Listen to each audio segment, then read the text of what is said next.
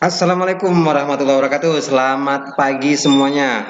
Ketemu lagi dalam pembahasan materi penginputan data perusahaan jasa di Mayop. Nah, kali ini teman-teman semuanya kita mau bahas langkah-langkah soal transaksi perusahaan jasa yang mempunyai data neraca awal.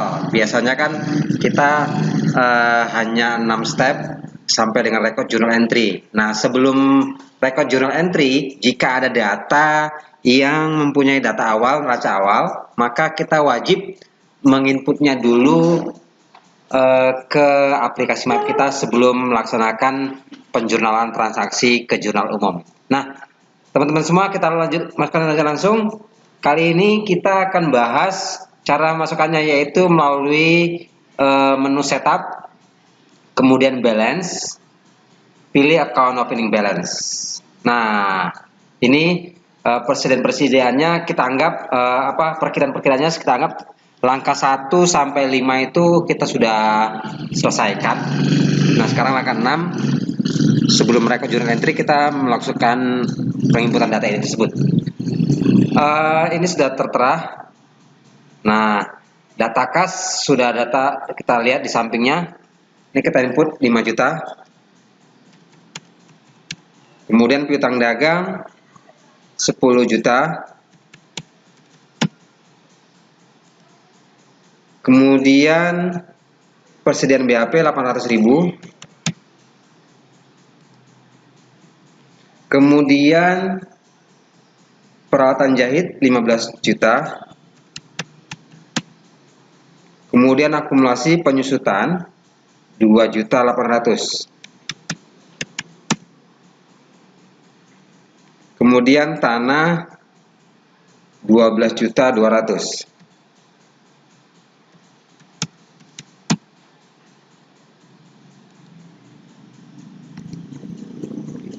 Kemudian utang dagang sebesar 1 juta rupiah dan modal 34 juta rupiah. Nah, sobat teman-teman semuanya, kali ini kita mau bahas kalau neraca saldo kita tidak seimbang, itu akan muncul di bawah amount left to be allocated-nya itu masih ada nominalnya. Tapi kalau ini sudah seimbang, maka ini akan nol, menyatakan bahwa neraca saldo yang kita input itu sudah seimbang antara debit dan kredit. Cara analisisnya seperti ini. Kita nantinya perlu juga mengingat apa-apa saja perkiraan yang nominalnya harus di dalam tanda kurung. Cara analisisnya seperti ini.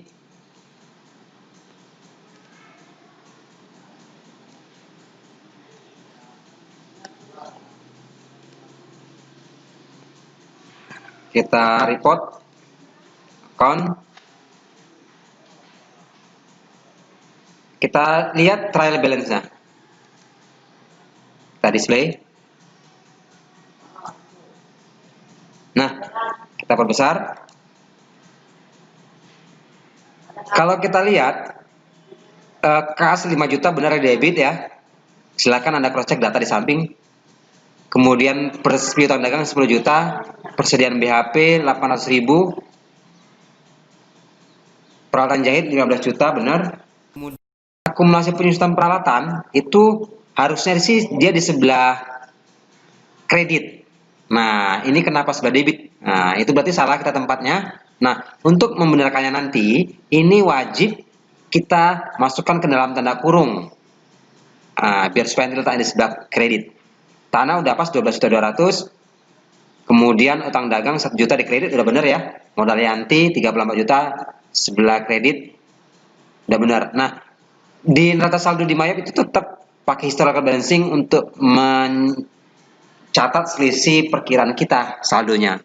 Tapi sebenarnya ini salah karena akumulasi penyusutannya itu harusnya sebelah kredit. Oke. Nah, ini kita close. Yang kita ingat berarti harus kita dalam tanda kurungin agar supaya dia letaknya nanti di sebelah kredit. Itu caranya.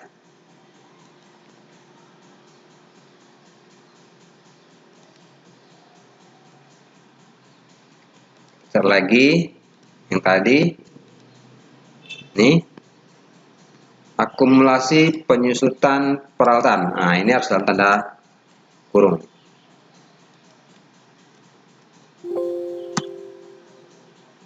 Nah, dia jadi minus. Nah, masih ada lagi yang salah. Ini harusnya 0. Ya. Kita cek lagi. 5 juta, 10 juta, 800, 15 juta, kemudian akumulasi 2.800.000, kemudian tanah ternyata bukan 12.200.000 tapi 7 juta. Oke, nah perlu ketelitian untuk menginput datanya agar supaya amount left to be ketika 0 ya. Jadi kalau kita cek reportnya, trial balance, display. Oke, ini sudah pas 37.800. Kita letaknya lihat, akumulasi penyusutan peralatan sudah berubah ke sebelah kredit. Tapi ingat teman-teman, yang di sebelah kredit bukan berarti dia harus dalam tanda kurung ya, atau minus ya. Oke ya. Nanti kita bahas berikutnya apa-apa saja materi perkiraan yang harus di dalam tanda kurung atau tanda minus. Oke, sampai ketemu lagi.